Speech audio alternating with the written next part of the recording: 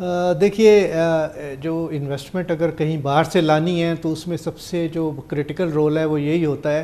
कि आप इन्वेस्टर को उसकी जो अपॉर्चुनिटीज़ हैं वो आइडेंटिफाई करके दें, ताकि वो देख सके कि वो क्या है, बजाय इसके कि आप इन्वेस्टर्स के पास बाहर जाएं और उनको कहें कि हमारे मुल्क में बहुत अच्छी अपॉर्चुनिटीज़ हैं, यहाँ आएँ और इन्वेस्ट करें। तो इस हुकूमत को ये बहुत क्रेडिट जाता है, और स्पेशली SIFC को, कि उन्होंने प्रोजेक्ट शॉर्ट लिस्ट कर कर रखे हुए हैं, जहाँ एक बेसिक होमवर्क किया गया है कि वहाँ कितनी इन्वेस्टमेंट चाहिए होगी, किस किस्म के रिटर्न्स हैं, क्या उनकी प्रोजेक्ट ड्यूरेशंस हैं, उसमें किस किस्म की गारंटीज़ फॉरेन इन्वेस्टर्स को चाहिए, क्या एश्योरेंसेस चाहिए। ये पहले काम किया गया है, उसके बाद ये प्रेजेंट किया गया है। इसी तरीके से जैसे आपने देखा कि उसके लिए पूरा लीगल फ्रेमवर्क भी पहले से डेवलप किया गया, जो कि इसमें रिको डिक से रिलेटेड था, जिसमें सुप्रीम कोर्ट की एक जजमेंट भी आई।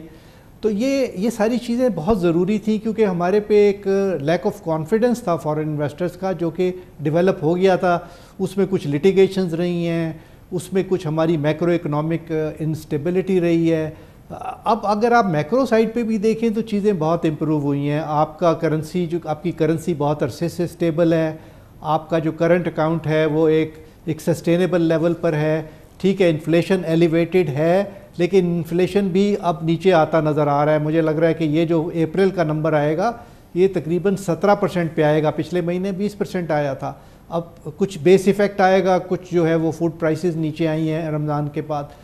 तो इससे एक एनकरेजमेंट सब लोगों को मिल रही है, डोमेस्टिक इन्वेस्टर्स को भी मिलेगी और बाहर भी। लेकिन मैं आखिर में एक चीज़ आपसे ये कहूँगा कि ये काफ़ी नहीं है। इसमें जो सबसे इम्पॉर्टेंट चीज़ है वो है कि ये स्ट्रक्चरल रिफॉर्म्स को कैरी आउट करें, क्योंकि ये जो है ये कोई आपके दोस्त ममालिक तो यहाँ आ सकते हैं इस तरीके से, लेकिन अगर सस्टेनेबल इन्वेस्टमेंट चाहिए जो कि एक ब्रॉडर पार्टिसिपेशन के साथ आएँ, उसके लिए आपको एक स्टोरी डेवलप करनी पड़ेगी कि पाकिस्तान में ना सिर्फ कंटिन्यूटी है ऑफ पॉलिसीज़, बल्कि इकोनॉमिक स्टेबिलिटी भी है, पॉलिटिकल स्टेबिलिटी भी है, and Pakistan is open for business. तो उसके बगैर जो सस्टेनेबल इन्वेस्टमेंट है वो नहीं आएगी। ज़फ़र रसूल साहब, ये फरमाइएगा कि अब हमें ज़रूरत इस बात की है, जो हमारे लिए ज़ाहिर है कि अनबेरेबल मामला है, महंगाई, दूसरी चीज़ हमारा जो इंटरेस्ट रेट, और फिर ये कि ज़ाहिर है कि हम एक्सचेंज रेट पे भी काफ़ी मार खा चुके हैं, सारी चीज़ें हैं, ये सब एक दूसरे से इंटरलिंक्ड है। मगर इसमें आपको जो फॉरवर्ड लुकिंग आपको क्या हालात नज़र आते हैं कि अभी हमारा अगर फ़ंड हो जाता है, हमारे यहाँ ये जैसे सऊदी इन्फ्लोज़ हैं, दूसरे इन्फ्लोज़ आने शुरू होते हैं, तो महंगाई तो कम हो, उसके साथ साथ फिर ये जो 22% का इंटरेस्ट रेट है, इस पर तो जाहिर है कि सर्वाइव नहीं कर सकता, ना जॉब्स क्रिएट हो सकते हैं, ना कोई ग्रोथ आ सकती है, ना कुछ हो सकता है। उनमें हालात में बेहतरी है। और आगे एक्सचेंज रेट का आपको क्या फॉरवर्ड लुकिंग प्रॉस्पेक्ट्स नज़र आते हैं ये तीनों चीज़ों के हवाले से? जी कामरान भाई, देखिए, जहाँ तक ये एक्सचेंज रेट का ताल्लुक है, ये अभी हमने एडमिनिस्ट्रेटिव एक्शंस के थ्रू तो इसको हमने एक तक़वियत दी हुई है, मगर जब तक के फ़्लोज़ आने शुरू नहीं करेंगे तब तक मैं इसके बारे में बड़ा वेरी रहूँगा कि कितना लॉन्ग टर्म ये हम इसको इस लेवल पे रख सकेंगे। लिहाजा ये जो सऊदीज़ का आना है ये बहुत अच्छी खबर है इस सेंस में कि ना सिर्फ ये हमारे पास फ़ॉरेन के फ़्लोज़ आने शुरू होंगे, बल्कि एक रास्ता हमारा और ये खुलेगा कि जो आज हमारी डेट मार्केट बंद हुई हुई है वो भी खुल जाएगी। और जिस तरह स्ट्रक्चर्ड डेट की बात होती है, जिस तरह इन्होंने अभी सऊदीज़ ने इजिप्ट में किया था, उस तरह ही हमारे साथ भी कुछ इन्वेस्टमेंट्स की बातें हो सकती हैं जिससे और ज़्यादा फ्लोज बेहतर होंगे। तो until flows improve our situation will remain very tricky as far as foreign reserves are concern, exchange rate is concern. Interest rate obviously is intricately linked to the exchange rate, और interest rate भी जो है वो मुझे although improvement है, और जिस तरह नजम फरमा रहे हैं कि और बेहतरी आएगी आगे, मैं नजम से एग्री करता हूँ, और रेट कटेगा। मगर अभी हमें इस चीज़ जहन में ज़रूर रखनी चाहिए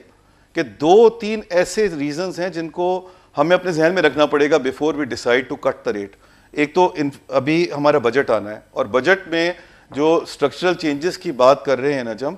उनका बेनिफिट आते आते थोड़ा टाइम लगेगा, लेकिन बिफोर दैट हमें ब्रिज करने के लिए शायद कुछ ऐसे मेजर्स लेने पड़े कि जिससे फिर इन्फ्लेशन जो है वो एलिवेटेड ही रहे।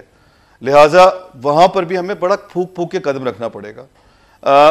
मेरी सिर्फ गुजारिश कामरान भाई ये होगी कि हमने हमेशा ये गलती की है, बूम एंड बस्ट साइकिल हमने बहुत फेस किए हैं। देखिए अब इस वक्त जो टाइम है वो ये है कि प्लीज़ स्टेबिलिटी की बात हमें करनी चाहिए, हमें अपनी तैयारी पूरी रखनी चाहिए कि हम किस तरह ग्रोथ के मोड में आए in the next 2 years, but अगले 2 साल हमें बहुत फूंक फूंक के कदम रखना पड़ेगा और बहुत ख्याल से चलना पड़ेगा ये मेक श्योर करने के लिए कि दोबारा से हम किसी क्राइसिस में ना जाए। नजम साहब ये फरमाइएगा कि with all respect, due respect to finance minister और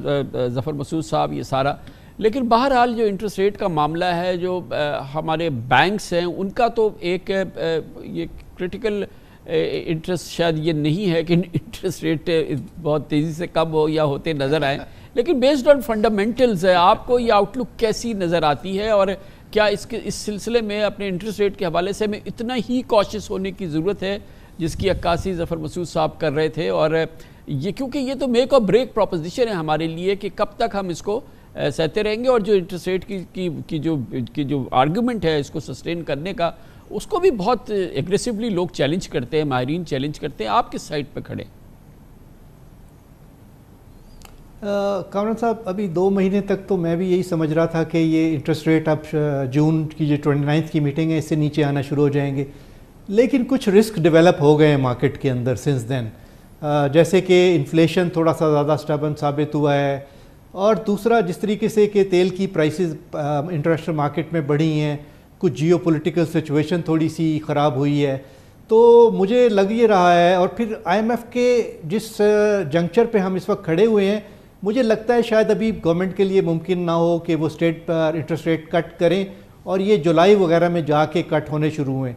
दूसरी जो बात आपने की कि क्या बैंकों के इंटरेस्ट में, देखें बैंकों के साथ एक डिपॉजिट ग्रोथ भी हो रही है, तो अगर इंटरेस्ट कम होते हैं, उनके मार्जिन कम होते हैं, तो उनकी प्रॉफिटेबिलिटी पे तो मेरे ख्याल है कोई फ़र्क नहीं पड़ेगा। देखिए 20 से 25% की तकरीबन इस वक्त डिपॉजिट ग्रोथ है, सो वो तो अपने प्रॉफिट, एब्सोल्यूट प्रॉफिट तो मेंटेन करेंगे। उनको दूसरा, उनको एक बड़ा फ़ायदा होता है जब इंटरेस्ट रेट नीचे आते हैं, तो जो डेट क्राइसिस है वो भी तो कम होता है ना, आखिर वो मार्केट में लेंडर्स हैं तो उनको उस हिसाब से फिर लेकिन जफर मसूद साहब, ये जो अभी जो फरमाया नजम अली साहब ने वो तो अपनी जगह है, लेकिन ये वो ज़माना है, पाकिस्तान बैंक्स एसोसिएशन को अब आप लीड कर रहे हैं कि 3 ट्रिलियन के OMOs कर रहे हैं, UBL का 3 ट्रिलियन का, नेशनल बैंक का 3 ट्रिलियन का OMO, जो बेचारा आम बोरोवर है, जो लेंडिंग है वो ऑल टाइम लो है, बैंक्स की इकानमी का बेड़ा गर्क है, बैंकों के मज़े हैं, कुछ काम करने की ज़रूरत नहीं है, गवर्नमेंट को लेंड कर दे, गवर्नमेंट को ज़रूरत है, ये निज़ाम कैसे चलेगा सर?